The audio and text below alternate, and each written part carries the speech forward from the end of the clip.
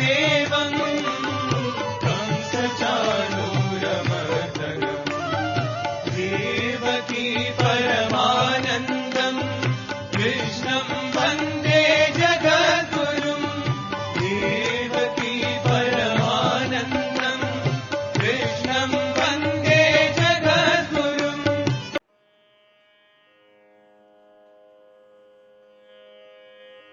శ్రీ గురుభ్యో నమః.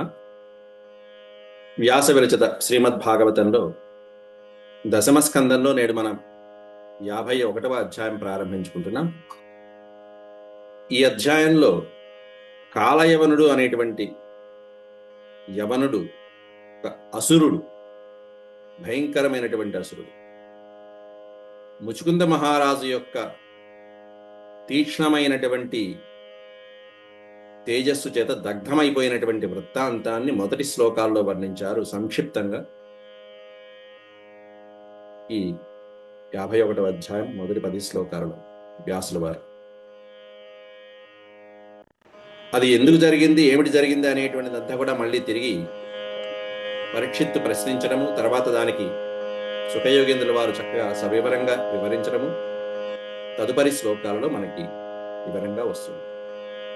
ముందుగా భగవద్నామ సంకీర్తన చేసుకుని మనం నేటి ప్రవచనాన్ని ప్రారంభించుకుందాం.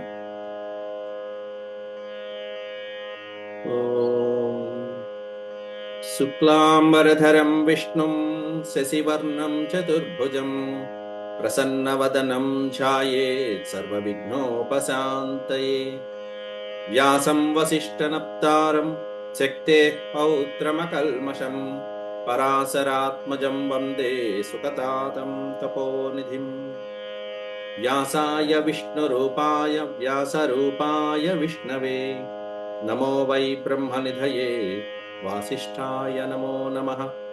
నారాయణం నమస్కృత్య నరం చైవ నరోత్తమం దేవీం సరస్వతీం వ్యాసం తతో జయముదీరయేత్. హరి ఓం.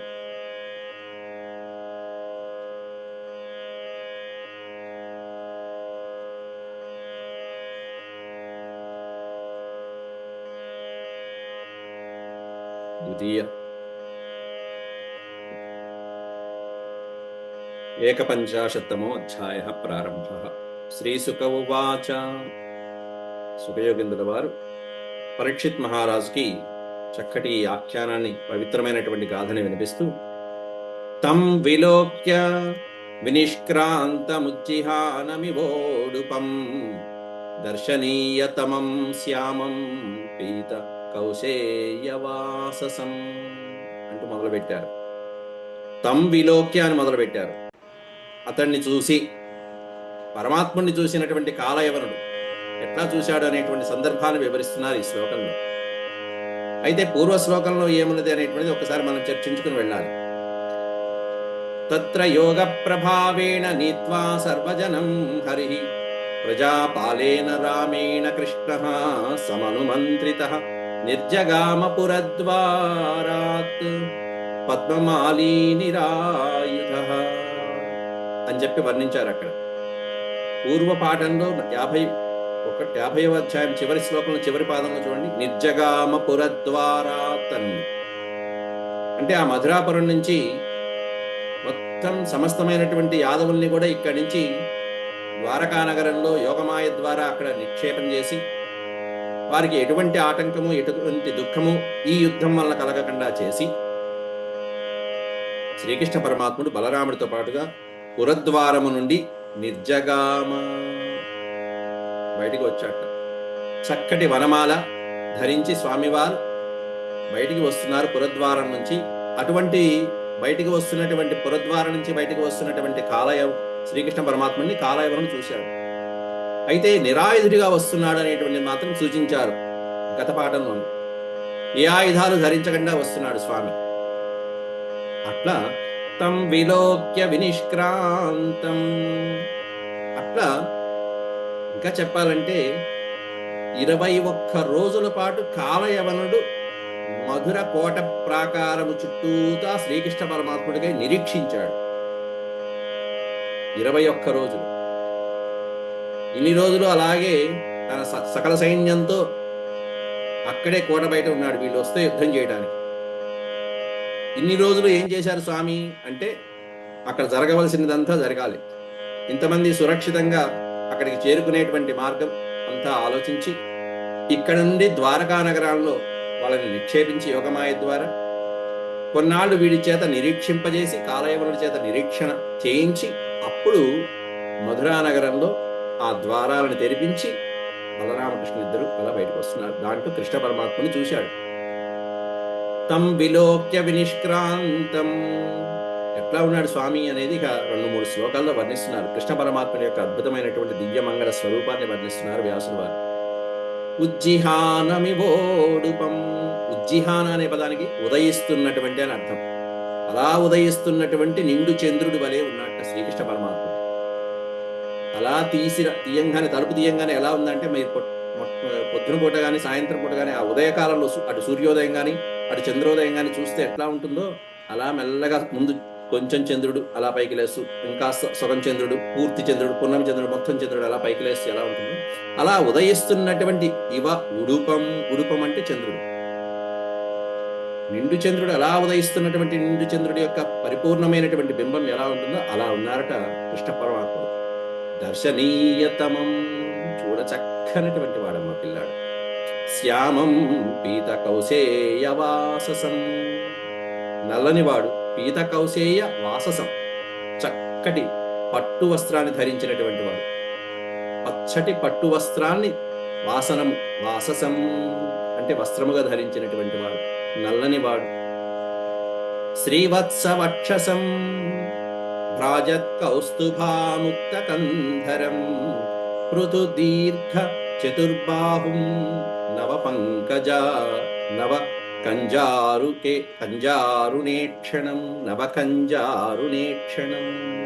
ఎంత బాగుంది. శ్రీవత్స వక్షసం, వక్షస్థలంలో చక్కగా పరమాత్ముడు వక్షస్థలంలోనైనా శ్రీవత్సం అనేటువంటి చిహ్నము అంకితమైనటువంటి ఆ చిహ్నం వక్షస్థలం మీద కనిపిస్తున్నది. అది చూశాడు కాలయవనుడు.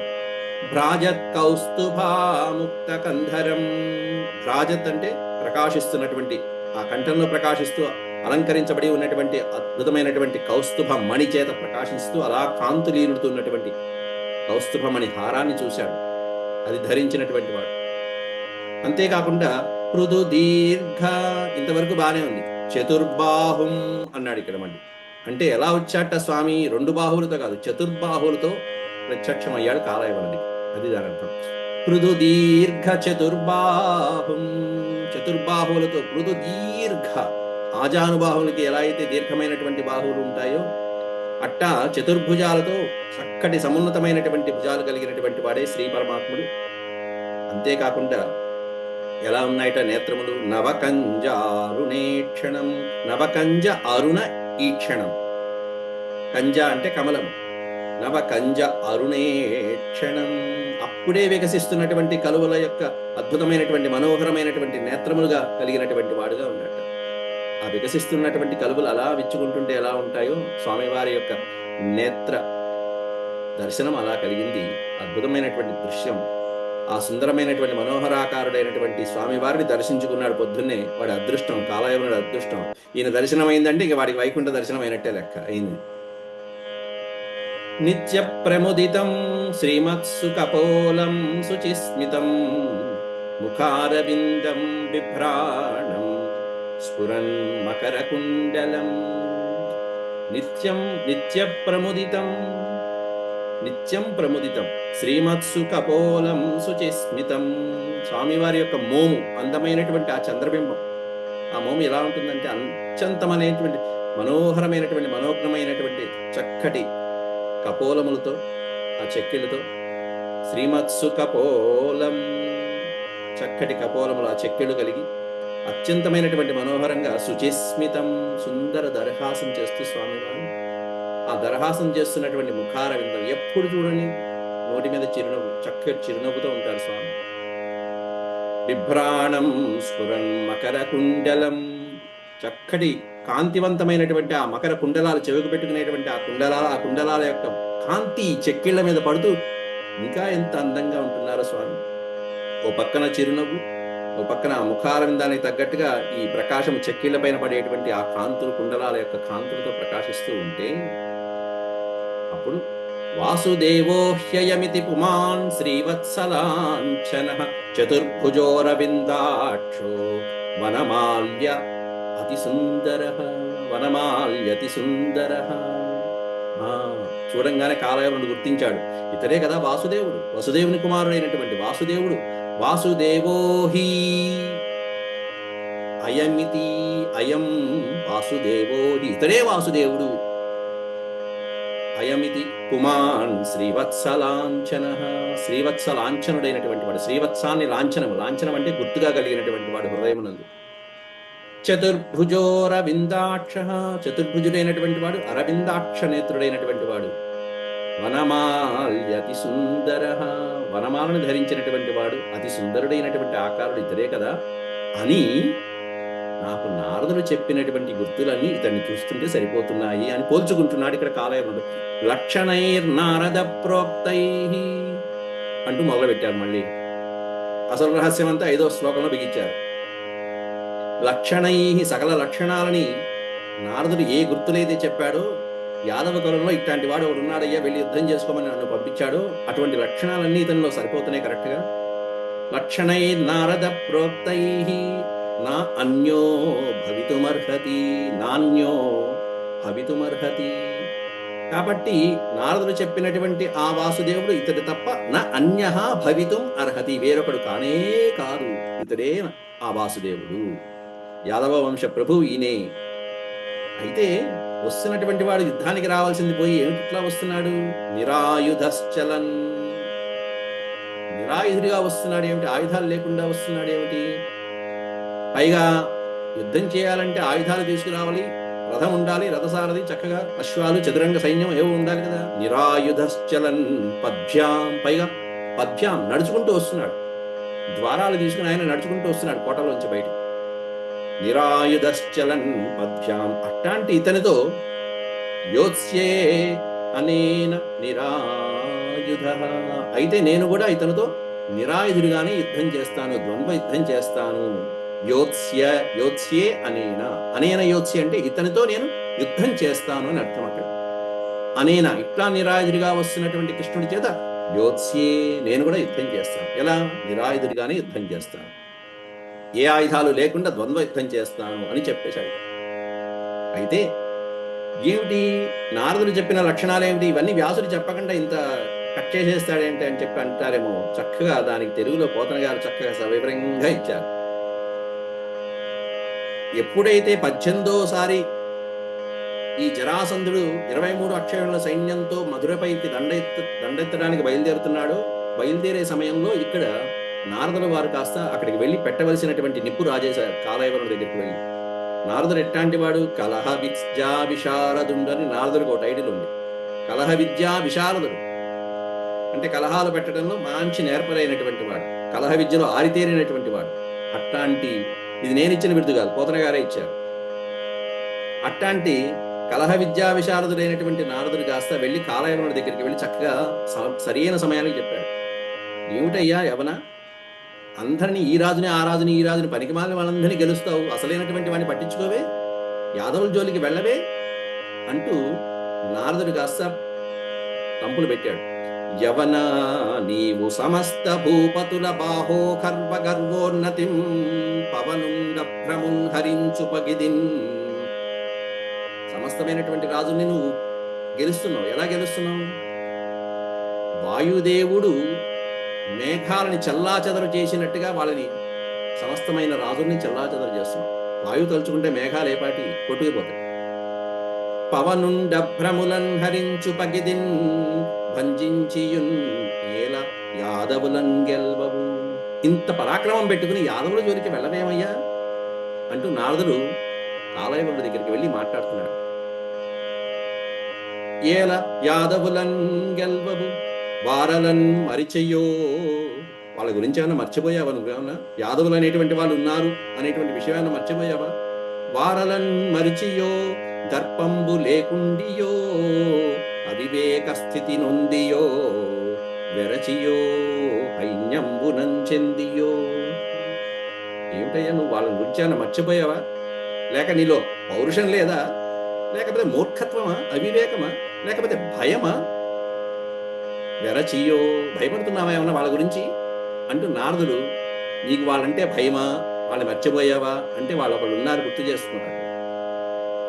అప్పుడు అడుగుతాడు, ఎవరయ్యా ఈ యాదవులు, ఏమిటి పరిస్థితి? నిజంగానే వాడి వినలే. యాదవులలో నొక్కడు మేదినిపై సత్వరేఖ మెరసింజరాసంధాదులన్ తూలందోలెను అంటూ నారదుడు యాదవులలో యాదవ ప్రభు అయినటువంటి కృష్ణ పరమాత్ముడి గురించి చక్కగా చెప్తాడు. అక్కడ ఎట్లాంటి వాళ్ళని సంహరించాడు అనుకున్నావు ఆ యాదవ ప్రభు కృష్ణ పరమాత్ముడు? కంసుడిని కొట్టేశాడు. ఇప్పుడు జరాసంధుని మీదకి ఇంకొద్ది రోజుల్లో అయిపోతుంది, వాడి పని కూడా అయిపోతుంది. జరాసంధుడి తర్వాత ఇంకెవరున్నారు చెప్పు? కాబట్టి మొత్తం సమస్త భూమండలము అతని హస్తగతం అయిపోతున్నది. అట్లాంటి వాడిని నువ్వు పట్టించుకోవటం లేదేమిటి బొత్తిగా అంటూ నారదుడు కాస్త వెళ్ళి కాలయవనుణ్ణి నిద్ర లేపాడు. ఎందుకు లేపుతాడులేండి, కృష్ణ పరమాత్ముని అనుజ్ఞ లేకుండా నారదుడు కదులుతాడా? కాబట్టి ఈయనే మొత్తం ప్రిపేర్ చేసి మరీ పంపించాడు. ఈయన ప్రిపేర్ చెప్తే నారదుడు ఎక్కడ కదులుతాడు? కాబట్టి నారదుడు ఈయన అనుజ్ఞతోనే చక్కగా సంకేతంతోనే సమయానికే వెళ్ళాడు కరెక్ట్గా. అదేంటి నారద, ఏమిటి నువ్వు చెప్పినటువంటి ఆ నరుడు ఎవరు? అంతటి గొప్పవాళ్ళ? ఆ యాదవ వంశం అంత గొప్పదా? ఆ నరుడు ఎట్లా ఉంటాడు? ఏ వయసు వాడు? ఏమేమి యుద్ధం చేశాడు? ఎంతమందిని జయించాడు? చెప్పవయ్యా అంటే అప్పుడు నారదుడు చెప్తాడు. ఇప్పుడు మనం చదువుకున్న 4 శ్లోకాలన్నీ ఒక్క పద్యంలో పెట్టేశారు పోతన గారు. నీలజీమూత సన్నిభ శరీరము వాడు తామరసాభ్ర నేత్రములవాడు. నీలజీమూతం, నల్లటి మేఘం వాడు. శరీరం ఎట్లా ఉంటుందంటే నల్లటి మేఘంలా ఉంటుంది. నీలజీమూత సన్నిభ శరీరము వాడు తామరసాభ నేత్రములవాడు పూర్ణేందు బింబంబు పోలెడు మోమువాడు. మోము ఎలా ఉంటుందంటే పూర్ణచంద్ర బింబం అయ్యా. పూర్ణేందు బింబంబు పోలెడు మోమువాడు ఉన్నత దీర్ఘ బాహువులవాడు శ్రీవత్సలాంఛనాంచిత మహోరము వాడు. మహాఉరము, ఉరము అంటే వక్షస్థలం. ఎట్లా ఉంది? మహాఉరము, విశాలమైనటువంటి వక్షస్థలం. అందులో శ్రీవత్సలాంఛనాంచితము, లాంఛన అంచితం అంటే మచ్చ. శ్రీవత్సం అనేటువంటి మచ్చ కలిగినటువంటి విశాలమైన వక్షస్థలం కలిగినటువంటి వాడయ్యా.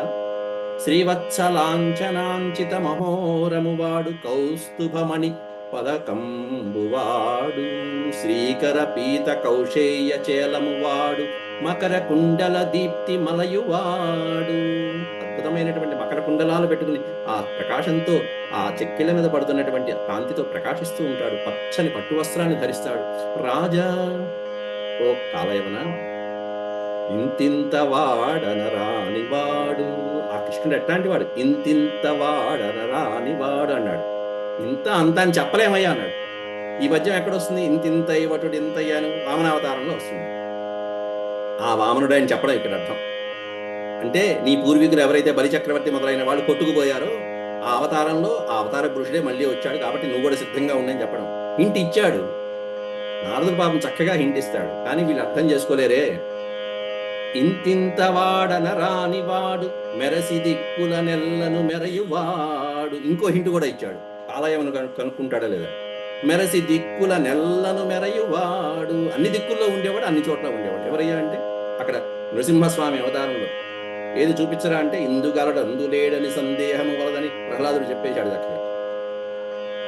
కాబట్టి అన్ని దిక్కుల నెల్లను మెరయువాడు అని కూడా చెప్పాడు. అయినా అర్థం చేసుకోవాలవాడు. తెలిసి ఏ వేళలందైన తిరుగువాడు పట్టనేర్చిన కాని లోబడని వాడు అంటూ పూరించారు ఈ శ్లోకాన్ని. తెలిసి ఏ వేళలందైన తిరుగువాడు, ఏ వేళైందైనా ఎక్కడైనా తిరుగుతాడు. రామావతారం అడవుల్లో పడతాడు, ఇక్కడ అరణ్యంలో తిరుగుతాడు, అయోధ్యలో తిరుగుతాడు, ఎక్కడైనా తిరుగుతాడు. పట్టనేర్చిన కాని లోబడని వాడు.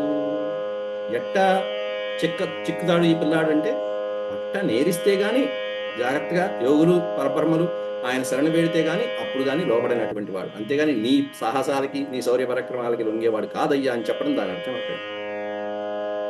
అట్లాంటి శ్రీకృష్ణ పరమాత్ముడి యొక్క అద్భుతమైనటువంటి సుందర దివ్య సుందర మంగళ విగ్రహాన్ని నారదుడే ప్రత్యక్షంగా ఆ కాలయవనుడికి వినిపిస్తే ఆ కాలయవనుడు వస్తాడు. అయితే అసలు ఈ కాలయవనుడి యొక్క సృష్టి ఎలా కలిగింది అనేటువంటిది కూడా మనం చెప్పుకోవచ్చు. ఇది ఇతర పురాణాల్లో ఉంటుంది. ఏమిటా కాలయవనుడి యొక్క మహత్యం అంటే, కాలయవన్ని సృష్టించింది యాదవులే. యవనులు అంటే ఇప్పుడు మనం పిలుస్తున్నటువంటి హిందూ ద్వేషులు ఎవరైతే ఉంటారో వాళ్ళు. హిందూ మతానికి ఉన్నటువంటి ద్వేషభావంతో ఉండేటువంటి వాళ్ళందరూ యవనులే. ఇంకా చెప్పాలంటే అటు ఆఫ్ఘనిస్తాన్, కాందహారు, ఇంకా చెప్పాలంటే ఇంకా పైన ఉన్నటువంటి ఆ ఎడారి ప్రాంతాలు, అరబ్ దేశాల నుంచి ఉన్నటువంటి వాళ్ళందరూ కూడా యవనుల కింద లెక్క. అక్కడి నుంచి ఈ సృష్టి కూడా యాదవులు ఒకసారి యాదవుల యొక్క గురువైనటువంటి గర్గాచార్యుల వారిని అవమానించడం జరిగింది ఒక సందర్భం, అహంకరించి. ఆ అహంకారానికి ధీటుగా గర్గాచార్యుల వారు అద్భుతమైనటువంటి సృష్టి చేసి అగ్నిహోత్రం నుంచి ఈ యవనుని యాదవ వంశ నిర్మూలన కోసం అని చెప్పి ఉత్పత్తి చేస్తాడు. ఈ యాదవులు ఇంత పొగరుగా ఉన్నారు కాబట్టి వీళ్ళని నిర్మూలన చేసేటువంటి ఒక అద్భుతమైన శక్తి కావాలి, ఆకారం కావాలని యవనుని సృష్టి చేస్తారు. ఆ సృష్టి చేసిన తర్వాత మళ్ళీ వీళ్ళందరూ పొరపాటైందని చెప్పి క్షమాపణ వేడుకుంటే ఈ నందుడు, వసుదేవుడు మొదలైనటువంటి వాడు కాళ్ళ వెళ్ళబడితే అప్పుడు మళ్ళీ క్షమించి వాళ్ళని. అయితే ఆ యవనుడికి, నీకు ఇంకొకరు వచ్చి ఈ విషయాన్ని గుర్తు చేసేంత వరకు యాదవుల మీద నీకు శత్రుత్వం ఉండకుండుగాక అని మళ్ళీ కాస్త సర్దుబాటు చేస్తాడు ఆ యవనుడికి. పుట్టినటువంటి అద్భుతమైనటువంటి ఆ తేజస్సుకి ఆ శాపాన్ని సరిదిద్దుతాడు. ఏమిటి? ఎవరన్నా వచ్చి గుర్తు చేస్తే గాని యాదవులతో శత్రుత్వం అనేటువంటిది బయటపడదు ఇతనికి. ఇప్పుడు ఎవరు గుర్తు చేస్తున్నారు? గుర్తు చేయడానికి నారదుడు వచ్చి గుర్తు చేస్తున్నాడు. అది ఇప్పుడు అతనికి గుర్తు రావాలి పూర్తిగా శత్రుత్వం అనేటువంటి. అలా ఎవరో ఒకళ్ళు గుర్తు చేస్తే గాని నీకు గుర్తు రాదు. అప్పటిదాకా నువ్వు అదిగో పలానా ప్రదేశంలో నువ్వు నివసించు, ఆ ఎడారి ప్రాంతంలో నివసించు అని చెప్పి గర్గాచార్యులు వారు సూచిస్తే అతడు ఆ ఎడారి ప్రాంతాలకు వెళ్ళి అక్కడ చక్కగా ఆ ఖర్జూరాలు అవి ఇవి తింటూ మిగతా వాళ్ళ యవనులు ఇప్పుడు వాళ్ళందరినీ రకరకాలుగా వాళ్ళ సైన్యాన్ని పెంచుకుంటూ వాళ్ళతో ఇప్పటికీ మనం ఇబ్బందులు పడుతూనే ఉన్నాం రోజు ఆ యవనులతోనే. అట్లాంటివి అయితే అట్లాంటి యవనుడి దగ్గరికి వెళ్ళి, కాలయవనుడి దగ్గరికి వెళ్ళి వాడిని కూడా సంహరించాలి. ఎందుకంటే భూభారం తగ్గించాలి అంటే సమస్తమైనటువంటి ఇటువంటి వాళ్ళందరినీ కూడా సంహరించాల్సిందే. కాబట్టి సమయానుకూలంగా శ్రీకృష్ణ పరమాత్ముడి యొక్క మనోభావన చేత నారదుడు అక్కడికి వెళ్ళి కాలయవనుడికి యాదవుల పైకి వెళ్ళమని చెప్పి ప్రేరేపించడం జరిగింది యాదవుల లోపల. అయితే కృష్ణుడు ఏం చేశాడయ్యా అంటే, ఇదిగో కంసుడిని సంహరించేశాడు, కంసుడి అనుయాయుల్ని సంహరించేశాడు, జరాసంధుని కూడా సంహరించేశాడు, ఇన్ని వేల మంది అక్షోహిణి సైన్యాన్ని నాశనం చేశాడు. తర్వాత నీ దగ్గరికి వస్తాడేమో చూసుకోవయ్యా, దానికంటే ముందు నువ్వే వెళ్తే బెటర్ కదా అని చెప్పన్నట్టుగా నారదుడు సూచించేశాడు. అట్లా వచ్చినటువంటి కాలయవనుడు మధురా నగరానికి చేరుకునేటప్పటికి కోట ద్వారాలు మూసి ఉన్నాయి. 21 రోజులు నిరీక్షించాడు అక్కడ వాడు కోసం. ఈ లోపల ఈయన సర్దుబాట్లన్నీ చేసుకున్నాడు, చేసుకోవాల్సిన సర్దుబాట్లన్నీ చేసుకున్నాడు. ఈ ప్రజానీకాన్ని క్షేమంగా ద్వారకలో పెట్టి మొత్తం పిల్లా జల్లా అందరినీ అక్కడ క్షేమంగా పెట్టి ఈయన ఒక్కడు తలుపు తీసుకుని బయటకు వచ్చాడు నిరాయుధుడిగా, పైగా ఏ ఆయుధాలు లేకుండా. చూసేటప్పటికీ ఆశ్చర్యపోయాడు, గుర్తులన్నీ సరిపోయాయి అనుకున్నాడు. లక్షణైర్ నారద ప్రోక్తై నాణ్యో భవితుమర్హతి నిరాయుధశ్చలన్ పద్భ్యాం యోత్స్యేనేన నిరాయుధః ఇది నిశ్చిత్య యవనః ప్రాద్రవంతం పరాంముఖం అన్వధావత్ జిగృక్షంతం దురాపమపి యోగినాం. యోగులకి కూడా దక్కనటువంటి ప్రభువు, దుర్లభమైనటువంటి ఆ ప్రభువుని జిగృక్షుస్తం తం జిగృక్షు, యోగులకి కూడా పరమయోగులకి కూడా దక్కనటువంటి ఆ ప్రభువుని సంహరించాలనే ఉద్దేశంతో ఈ పిచ్చి వెధవ అన్వధావత్ అంటే ఆ కృష్ణ పరమాత్ముడి వెనకాల పరిగెడుతున్నట్ట. ఆయన ఏం చేశాడు? ఆయన అక్కడి నుంచి యవనుడు ఇక్కడ ఉన్నాడని చెప్పి ఆ యవనుని చూసి కూడా చూడనట్టుగా అక్కడి నుంచి పారిపోయాడు. ఇది నిశ్చిత్య యవనః ప్రాద్రవంతం పరాంముఖం అన్నాడు. పరాంముఖం అంటే యుద్ధ భూమి నుండి పరాంముఖుడైపోయి తిరిగి వెనక్కి వెళ్ళిపోతున్నటువంటి ప్రాద్రవంతం, పరిగెడుతున్నటువంటి ఆయన ఎవరు పట్టుకోగలరు? అలా వెళ్తున్నటువంటి, అందుకే ఎవరు పట్టుకోగలరు? యోగులకి కూడా పట్టుకోవడం సాధ్యం కానటువంటి పరమ యోగేశ్వరేశ్వరుడైనటువంటి ఆయన్ని పట్టుకోవడం కోసం బయలుదేరుతున్నట్ట ఈ విచ్చువెదవ. అన్వధావత్ జిగృక్షంతం. అన్వధావత్ పరిగెడుతూ పరిగెడుతూ పరిగెడుతున్నాడు. ఆయన వీణ్ణి ఎక్కడికి తీసుకువెళ్లాలో అక్కడికి తీసుకువెళ్ళటం కోసం కాసేపు చిక్కినట్టే చిక్కుతున్నాడు, కాసేపు మళ్ళీ తప్పించుకుంటున్నాడు. ఇంకా ఇంకా ఇదిగో ఇంకేముంది అందుతున్నాడు అనుకుంటూ కాస్త దూరంలో దొరుకుతున్నాడు, మళ్ళీ వెళ్ళిపోతున్నాడు. అలా ఆగకుండా పరిగెత్తిస్తున్నాడు కృష్ణ పరమాత్ముడు ఆ కాలయవనుడు. హస్తప్రాప్తమివాత్మానం హరిణా స పదే పదే నీతో దర్శయతా దూరం యవనేశోద్రికందరం. హస్తప్రాప్తమివ ఆత్మానం. హస్తప్రాప్తం ఇంకేముంది, ఓ జారుడు దూరంలో ఉన్నాడు, ఇతన్ని పట్టుకోవచ్చు, సులభంగానే పట్టుకోవచ్చు అని అనుకునేటప్పటికీ, అంటే ఇదంతా స్వామివారి యొక్క అద్భుతమైనటువంటి లీల. చేతికి అందినట్టే కనిపిస్తుంటాడు, కానీ సుదూరంగా గల పర్వత గుహలోకి అలా వెళ్ళిపోతున్నాడు. హస్తప్రాప్తమివాత్మానం హరిణాస పదే పదే. మాటిమాటికి మాటిమాటికి ఇంకేముంది, ఇంకో 3 దూరంలో జారుడు దూరంలో ఉన్నాడు, పట్టుకోవచ్చు కదా అని చెప్పి అనుకుంటూ ఉండగానే అలా అలా అలా స్వామి వాడి చేత పరిగెత్తి నీత. నీత అంటే కొనిపోబడ్డాడు, తీసుకువెళ్ళబడ్డాడు. దూరం నీత, ఎంతో దూరం. చూస్తూ ఉండగానే ఇద్దరు చాలా దూరం వెళ్ళిపోయారు. దూరం నీత యవనేశో అద్రికందరం. యవన ఈశ అద్రికందరం విడతీస్తే యవనేశో అద్రికందరం. ఒక మహాపర్వతం యొక్క కందరం గుహలోకి, అద్రి అంటే పర్వతం, మహాపర్వతం యొక్క గిరి కందరంలోకి స్వామివారు అక్కడికి దూరంగా తీసుకువెళ్ళటం జరిగింది. అయితే అక్కడికి వెళ్ళాడు. పలాయనం యదుకులే జాతస్య తవ నోచితం ఇది క్షిపన్ అనుగతో నైనం ప్రాపాహతా శుభః.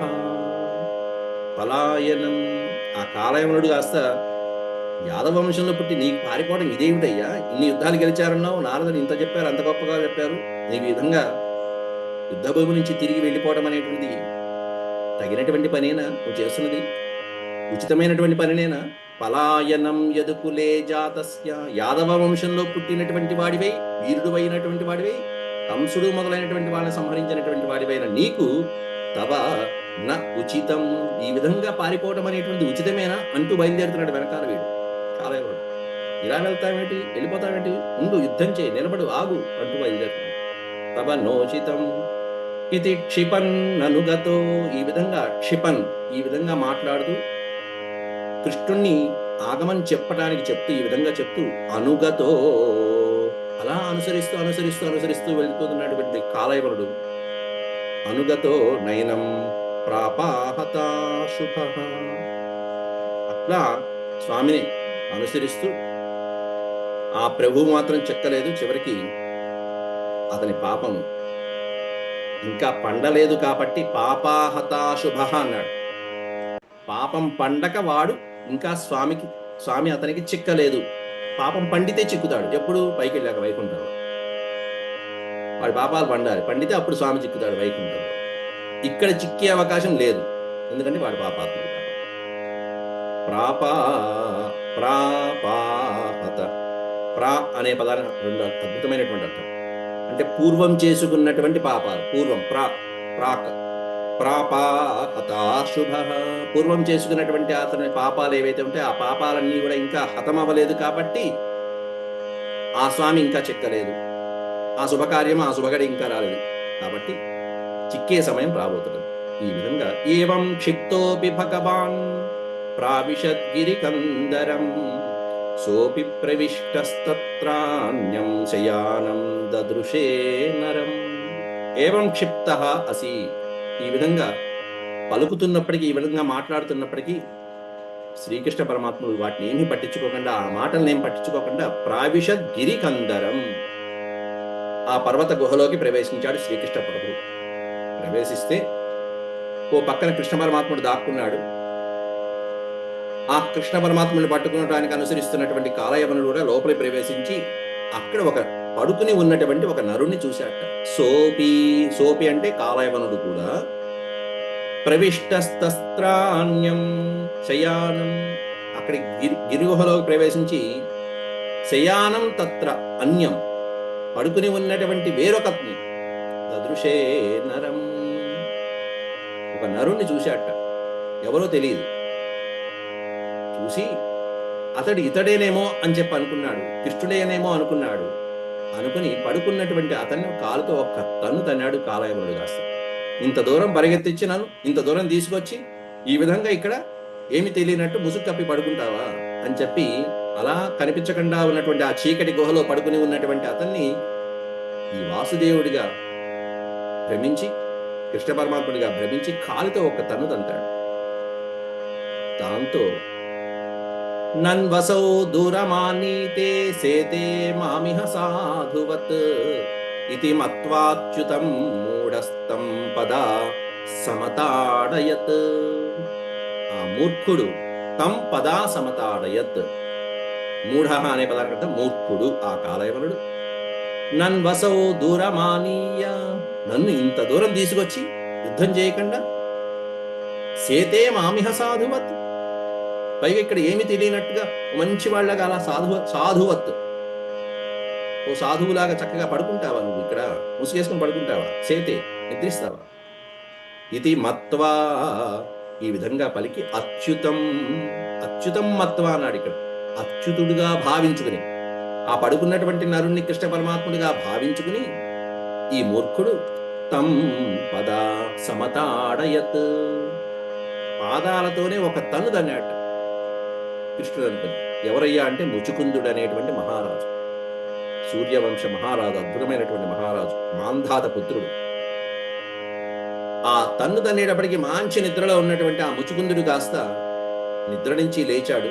లేచి ఒక్కసారిగా ఎవరా తన్నిందని చూశాడు. చూడంగానే ఆ కంటిలోంచి వచ్చినటువంటి తేజస్సుతో కాలయవనుని యొక్క దేహం కాస్త భస్మీపటనమైపోయింది.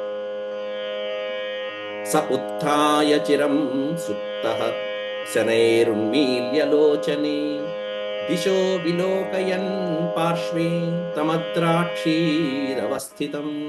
స ఉత్థాయ చిరం సుప్తః, చిరం సుప్తః, కొన్ని వేల సంవత్సరాల పాటు నిద్రిస్తూనే ఉన్నాడు, నిద్రించే ఉన్నాడు ఆ ముచుకుందుడు. అట్లాంటి ముచుకుందుడిని తన్నేటప్పటికీ కాలయవనుడు కృష్ణుడు అనుకుని తన్నాడు. స ఉత్థాయ, పైకి లేచాడు. లేచి శనైహి ఉన్మీల్యలోచనే, వేలాది సంవత్సరాలు అలా కళ్ళు మూసుని నిద్రపోస్తున్నటువంటి ఆ ముచుకుందుడి యొక్క లోచనములు కాస్త మెల్లగా తెరుచుకున్నాయి. ఆ తెరుచుకోవడంలోనే అగ్ని దిశో విలోకయన్ పార్శ్వే, అటు ఇటు ఒకసారి చూసుకున్నాడు. దిశో విలోకయన్, ఇరుపక్కల చూస్తూ పక్కన తమద్రాక్షీరవస్థితం, ఎదురుకుండా నిలబడినటువంటి పొగరుతో అహంకారంతో తన్నినటువంటి ఆ కాలయవనుడు కనిపించాడు. సతావత్తస్య రుష్టస్య దృష్టిపాతేన భారత దేహజేన అగ్నినా దగ్ధో భస్మసాదభవత్ క్షణాత్. సహా, ఆ ముచుకుంద మహారాజు, తావత్తస్య రుష్టస్య, ఆ పౌరుషంతో అహంకారంతో ఉన్నటువంటి కాలయవనుని కోపంతో చూసి, దృష్టిపాతేన భారత, కేవలం దృష్టిపాతంతోనే, ఒక చూపుతోనే ఒకసారి అలా చూశాడు. చూసేటప్పటికీ ఆ చూపులోంచి వచ్చినటువంటి ఆ దృష్టి ఎవరి మీదైతే పడుతుందో వాడు అగ్నికీలంలో దగ్ధమైపోతాడు. అది ఆయన యొక్క వరం. దేహజేన అగ్నినా, మొత్తం సమస్తమైనటువంటి దేహము కాస్త ఆ చూపు కంటి చూపు పడంగానే, ప్రసరించంగానే కాలయవనుడి యొక్క దేహమంతా కూడా అగ్నిలో దగ్ధమైపోయింది. దగ్ధో భస్మసాదభవత్, ఒక్క క్షణకాలంలోనే కాలయవనుడు కాస్త, అంతటి మహారాజు కాస్త భస్మీపటలమైపోయి బూడిద కుప్పలాగా మారిపోయాడు అంటూ, హే భారత, ఓ పరీక్షిత్ మహారాజా, అలా కాలయవనుడు కాస్త 21 రోజులు నిరీక్షించి ఒక్క రోజులో మరణించాడయ్యా. కృష్ణ పరమాత్మ యొక్క అద్భుతమైనటువంటి లీలతో ముచుకుంద మహారాజు యొక్క కంటి చూపుతోనే దగ్ధమైపోయాడు అని చెప్పేశాడు. అనంగానే ఏ శిష్యుడికైనా ఏడు గురువు గారు ఏమిటి తగ్గించేశారు, అసలైన కథ చెప్పండి అంటే అప్పుడు రాజుగారు అడుగుతున్నారు. రాజోవాచ, అప్పుడు సుఖయోగేంద్రుల వారిని ఆతృతగా పరీక్షిత్ మహారాజు అడుగుతున్నాడు. ఏమిటయ్యా, ఏమిటి? కో నామ సపుమాన్ బ్రహ్మన్ కస్య కిం వీర్య ఏవచ కస్మాత్ గుహాం గతః శిష్యే కిం తేజో యవనార్థనః.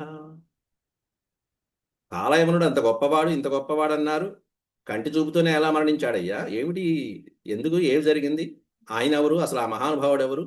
కృష్ణుడు అలా పారిపోవడం ఎందుకు, దాక్కోవడం ఏమిటి, ఈ వివరాలని సవివరంగా చెప్పండి గురువు గారు అని చెప్పి అడిగాక అప్పుడు ఇతని యొక్క ఈ ప్రశ్నకి చక్కగా సంతోషించి సుఖయోగేంద్రుల వారు సవివరంగా చెప్పుకుంటూ వస్తున్నారు. ఆ ముచ్చుకుందుని యొక్క వృత్తాంతం, కాలయవనుడి యొక్క వైకుంఠ గమనం, అవన్నీ తర్వాత మళ్ళీ రేపు పాటలు చెప్పుకున్నాం. అంతవరకు సెలవు. ఓం శాంతి శాంతి శాంతి. యదక్షర పదభ్రష్టం మాత్రాహీనం చ యద్భవేత్ తత్సర్వం క్షమ్యతాం దేవనారాయణ నమోస్తుతే.